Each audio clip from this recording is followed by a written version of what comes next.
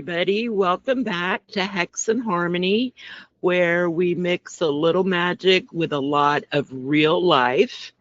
I'm Tegan, and I'm here with my friends, Michele and Belit.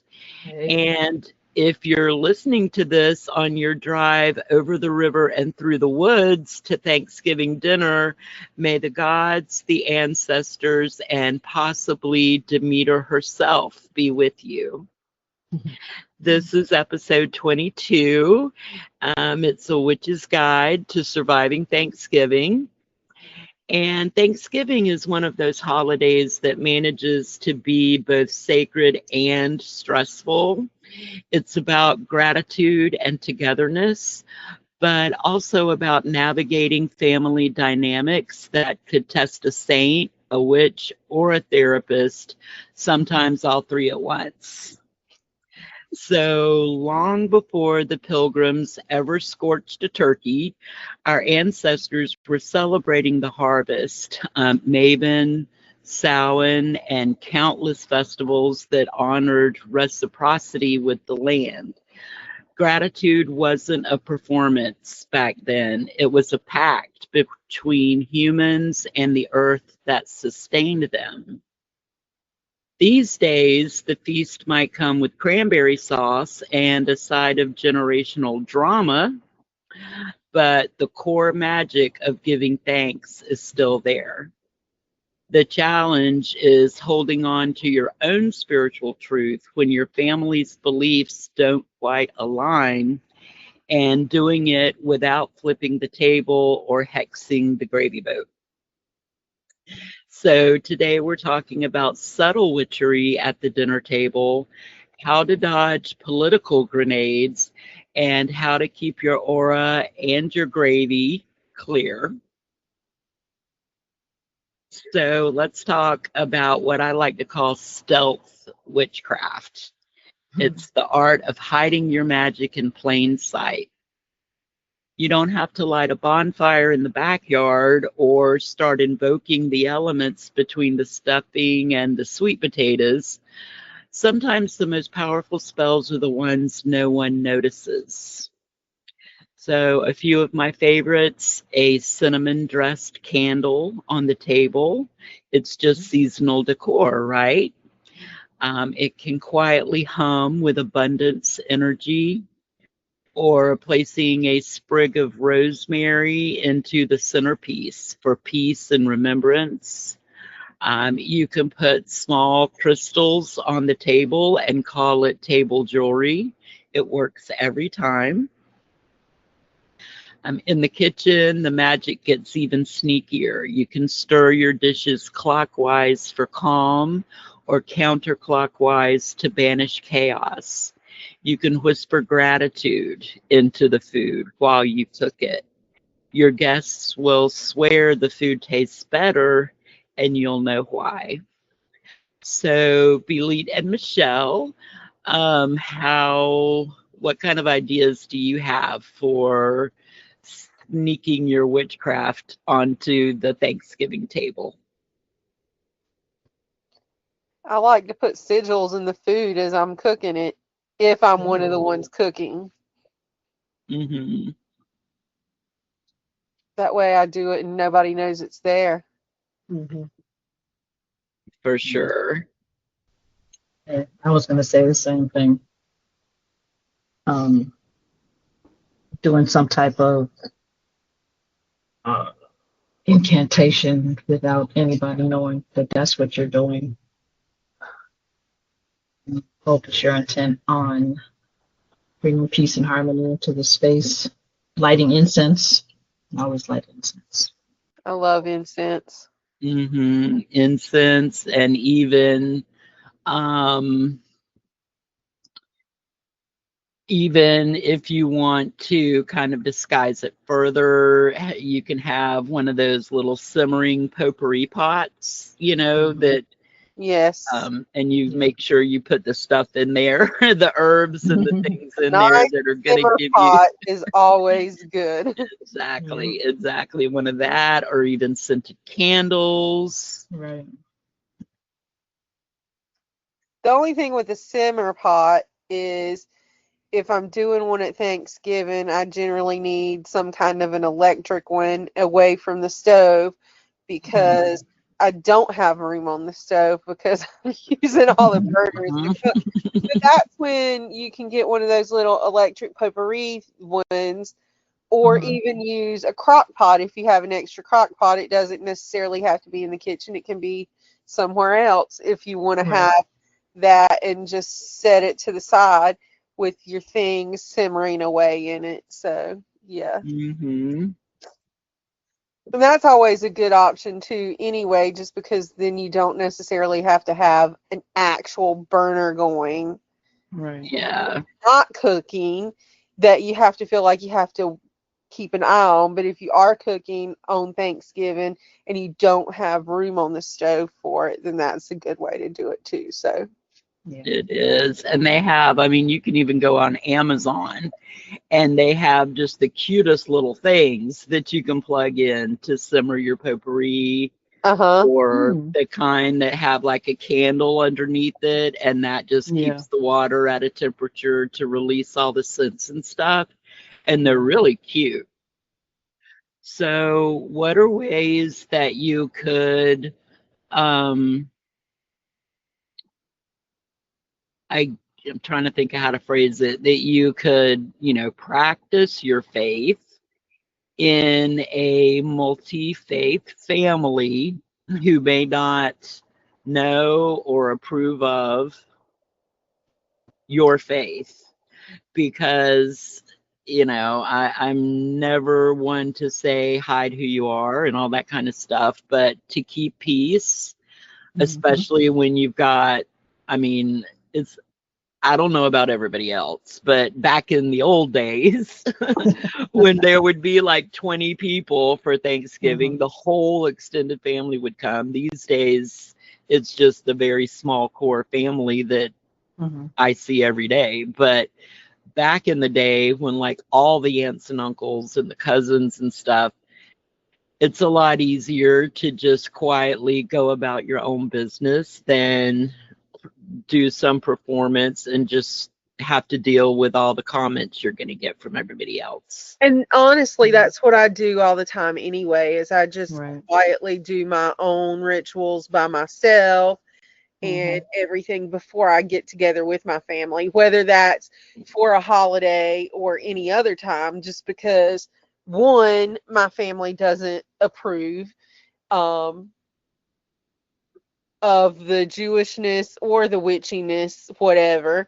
And two, for my own mental peace of mind, I just don't want to deal with it. It's easier to just do things on my own and quietly observe my own faith than it is to try to do things around my family and then have to feel like I'm on the defensive. I'm like, I don't have time for that. I don't care. Yeah. Yeah. I mean, I'm beyond this in this point in my life of caring what they think, that I don't even care to defend it to them. I don't even have to tell them about it. It's just Exactly. You don't, I'm not you personally, anybody. When I say you, I mean the big you. Right. You don't have to always be the warrior witch, and witches do not proselytize. So it's nobody else's business, who you're saying thanks to, or, what incantation you whispered over the candle. It's nobody else's business. And all you're doing is drawing negativity to yourself whenever you start trying to argue that your faith is just as justified as theirs. I mean, it is, but I'm never going to convince them of that anyway, so I'm not going to waste my time and energy. Exactly. That's what it is. It's an energy suck,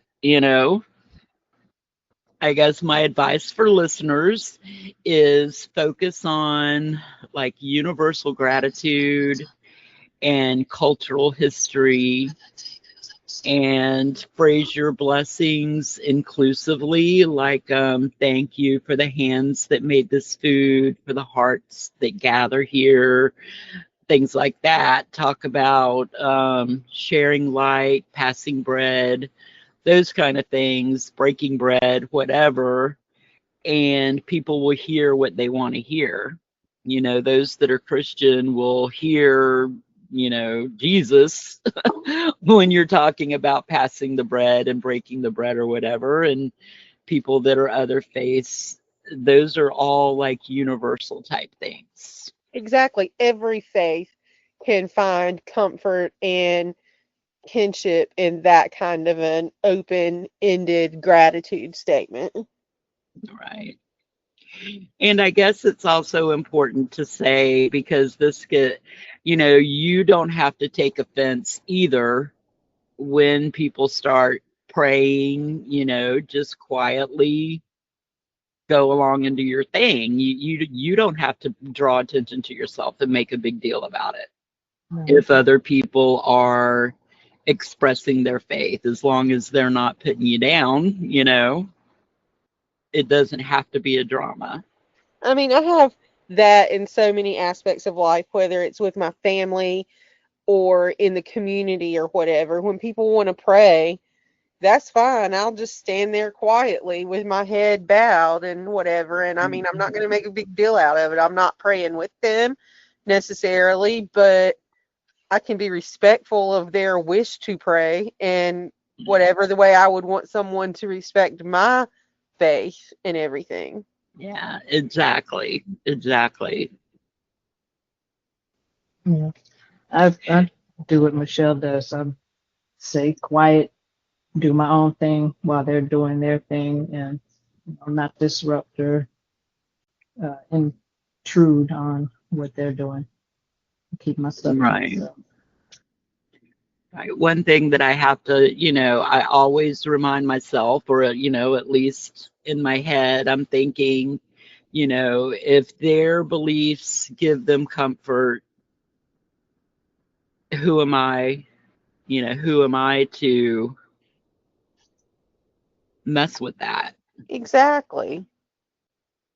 And I don't want someone else telling me that my belief is wrong or that I shouldn't do what I do. So why, in the name of any deity or holy thing or whatever, why in the world would I then turn around and do that to somebody else? Exactly. Exactly.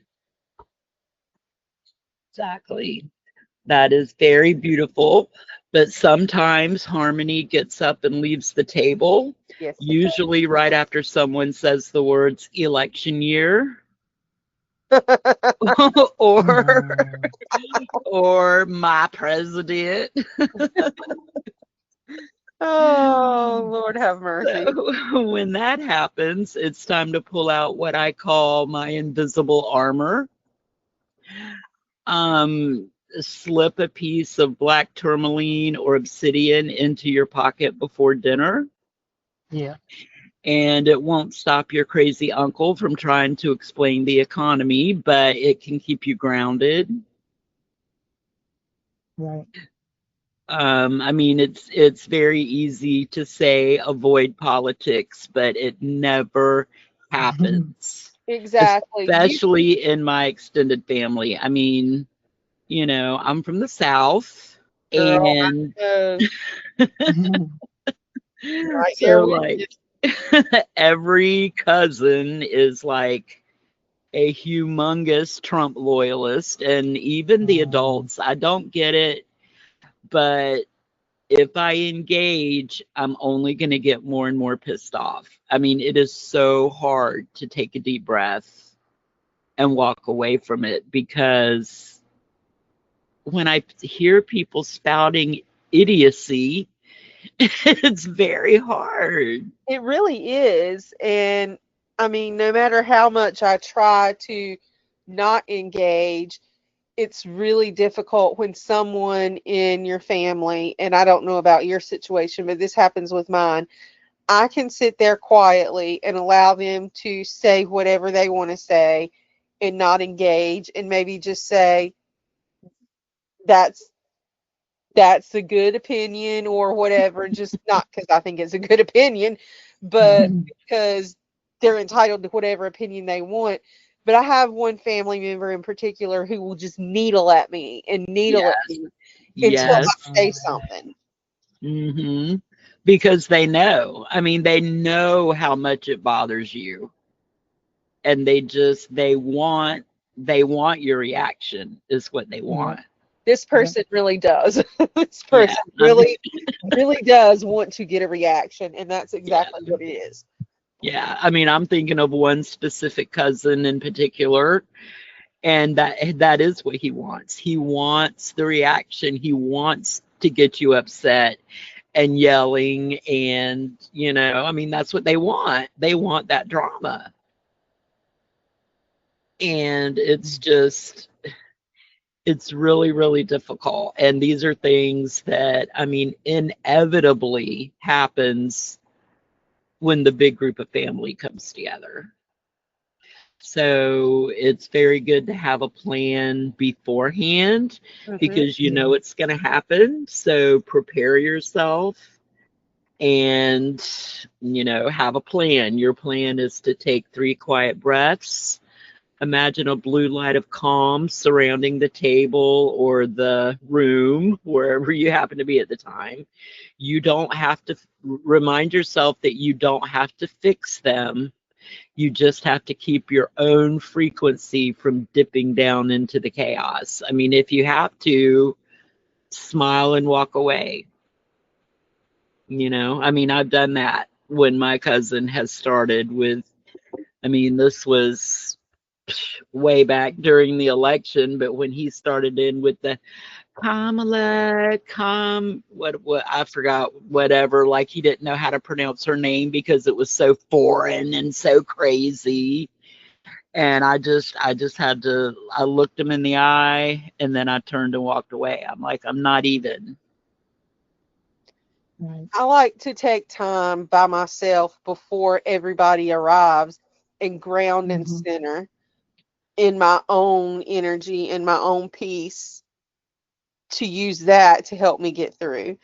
And of course, then once everybody leaves, I have to do that again. Right. I mean, I definitely have to do that again, but the more I do it beforehand, the better off I am. And there are still times when, depending on who's there, it can get pretty dicey no matter what I do. So I just try to do all the things to prepare, because it can get ugly, and It that's can. sad when we're family. But I mean, that's the way family is sometimes, and why it's so important to have our own chosen family that may not necessarily be our birth family, and that's okay. Hmm. Yeah, I mean, preparing yourself is really the biggest, because you're tired, you may have been cooking, all day, or, like back in the day, we would cook for 3 or 4 days before Right. Thanksgiving, just the whole time, getting Thanksgiving dinner. And you've got so many people around you, so many kids running around that you're not accustomed to, and they're breaking things, and people tracking mud in on your floor. And then somebody wants to start with, I mean, and even if it's not politics, even freaking sports, you Uh-huh. know I'm in Jacksonville, so I do love the Jacksonville Jaguars, even though they may not play the best, and they may have just lost a huge game or whatever. It still pisses me off whenever people, certain family members, know that I'm a Jaguars fan, so they start in on it, like, oh, how That, about them that Tennessee team Titans? sucks. Oh my god. I'm like, okay, I can talk bad about the Jaguars, but you cannot talk bad about them to me, Right. So, I mean, even if it's not politics, even if it's sports, they try to find a way to get a rise out of you. And I don't know why people do that, but they do. Because they're miserable in their own lives, and the only joy they can get is out of bringing other people down to their level. I believe that's probably true. I know that's true, girl. Sad but true. And like I graduated from the University of Florida, so Ooh. I'm a Florida Gator. Well, nobody else in within 100 miles of me like the Florida Gators. They're either Georgia Bulldogs or they're FSU Seminoles, and so they want to rag on the Gators. And I'm like, first of all, did you graduate from the University of Georgia? No. Did you graduate from high school? No. So here's the thing. My dad used to be married to a woman who was huge into the Georgia Bulldogs. Okay, so for years and years, all that my family was Georgia Bulldogs. Well, Oh they're not no. married anymore, and I don't really care for her. She doesn't care for me. That's fine, because I don't care anything about sports, but I will sit here and say I will be a freaking Gators fan right along with you, just to piss her off.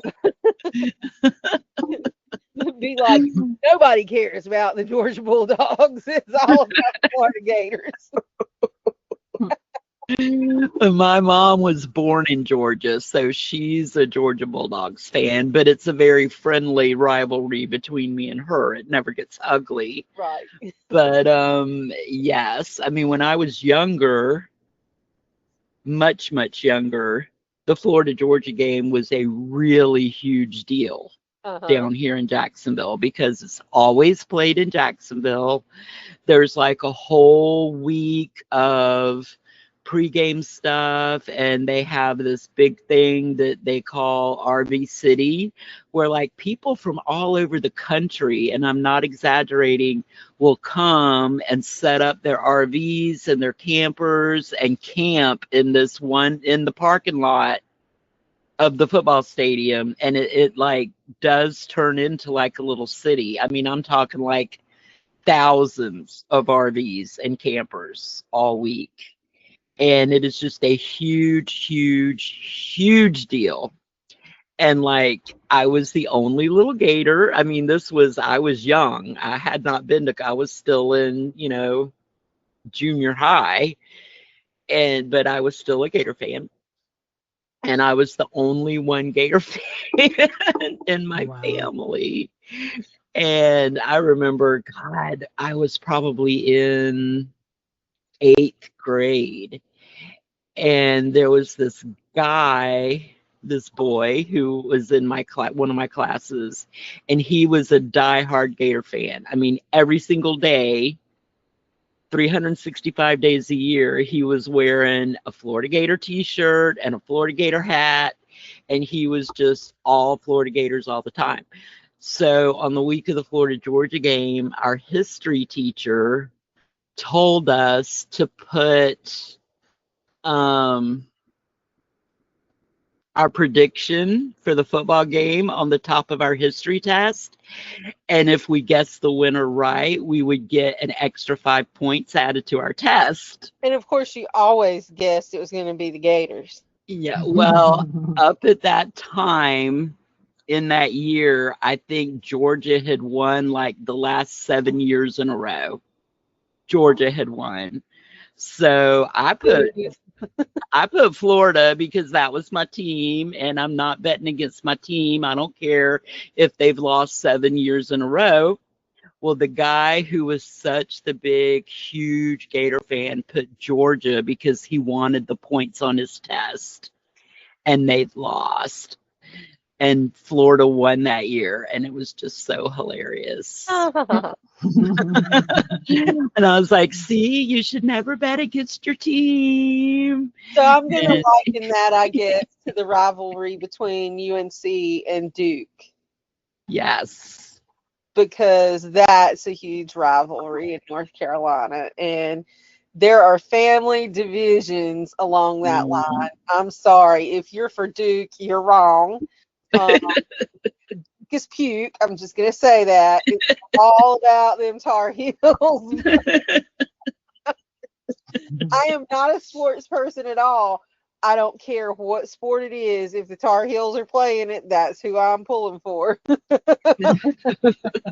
That is my team. I don't even Yes, know. I don't even care. But I'm going to pull for some Tar Heels because it is all about UNC. exactly. I mean, it's loyalty, for goodness sake. Exactly. And Duke is puke. And then Blue Devils go on. It's like even God is a Carolina fan because he made the sky Carolina blue.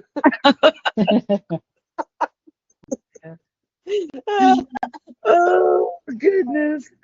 That is something we say too. I know it sounds like something that y'all would say. It is. Even God is a Carolina fan because the sky is Carolina blue. Oh, Oh, Lord. so Well, that's that, off topic of Thanksgiving, but that's all right. yeah, that's okay because I mean, it's all pertinent. It all matters because the bottom line is you know that these things are coming, so you can be prepared for them and don't get pulled out of your zone, Right. you know, your zone of calm. And but that brings us all the way to after the feast, your witchy self-care. After everyone's gone and the plates are cleared, and the most important part of Thanksgiving is just coming back to yourself. You need some TLC to aid your digestion and to revive your spirit. So wash your hands with warm salt water to release the static and to ground your energy. Light a candle, just a signal that the day is done. Write down 3 things you're grateful for and 3 things you're ready to release.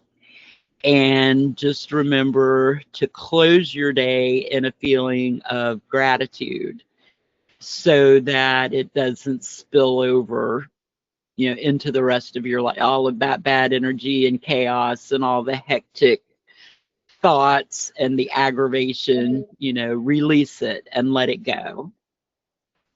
No, I would also add doing, I do personally, crystal cleanse with selenite, clear your aura before, if you're going back to your house, before you enter your house. On that stuff outside of your house. That's actually a very good idea. And if everybody was at your house, do a quick sage around the house, to lighten everything up, some sweetgrass or something. And open your window so it can get out. It's definitely important if you're going to be burning an herb of any kind to clear out energy to have a window or door open because otherwise it has nowhere to go. That's the step most people skip. Yeah. But yeah, just opening the window, period, and letting the, fresh air come in and blow all that negativity away, or all that. Even if it's not negativity, it's the hectic and the tension, Right. to just, you got to clear it out. Yeah. And then I like to end my day after something like that with an Epsom salt bath Right. Oh, that's nice. to release the tension in my body because no matter how much I prepare beforehand, there will be tension in my muscles, in my body that needs to be released. And a good hot soak and some Epsom salts will help to pull that out of me. That is an excellent idea. And you could even, sprinkle some lavender petals in your Epsom salt bath. You could. You could. That would be very nice, very calming. Mm-hmm. Or some essential oil drops if you don't have fresh. Mm-hmm. Yeah, I love to take a nice little oil bath. And they used to have, I don't think they have it anymore at Bath and Body Works. I mean, I've made my own a a spell, I don't know what to say. A bath salt cleanser thing. I mean, you can make your own. All you have to do is get just some sea salt, coarse sea salt or coarse kosher salt Mm-hmm.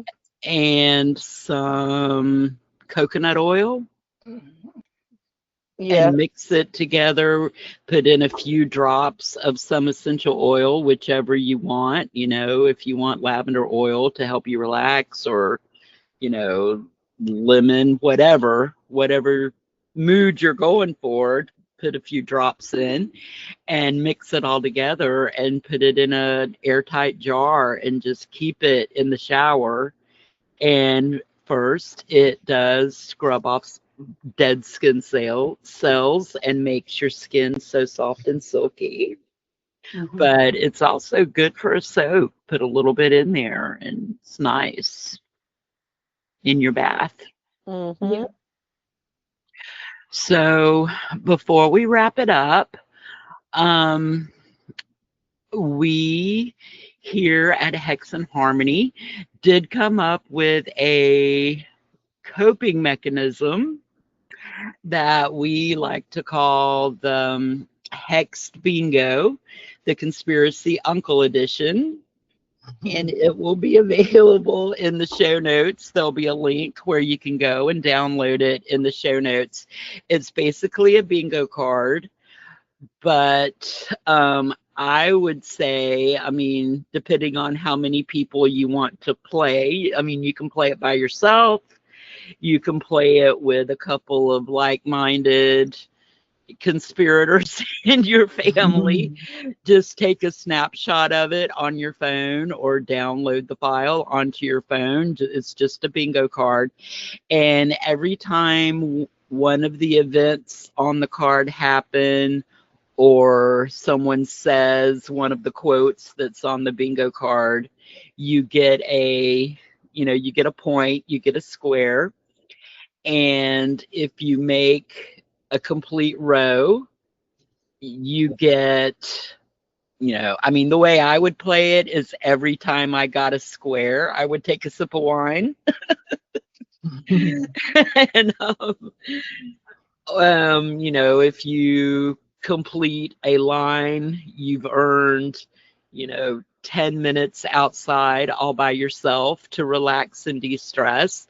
And if you get a complete blackout of the whole card, you get to leave early and take all the leftovers. Yeah. That's my kind of bingo.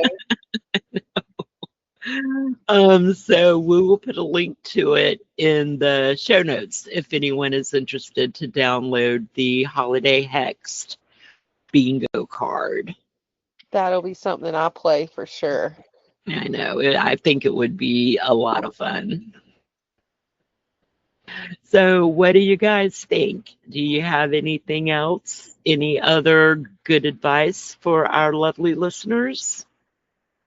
That wraps me up. Yeah, I think that's pretty concise and to the point. All right. Well, then that concludes our annual exercise in spiritual endurance and gravy-based diplomacy. So whether your Thanksgiving is serene, chaotic, or somewhere in between, remember that gratitude is still the strongest spell we have.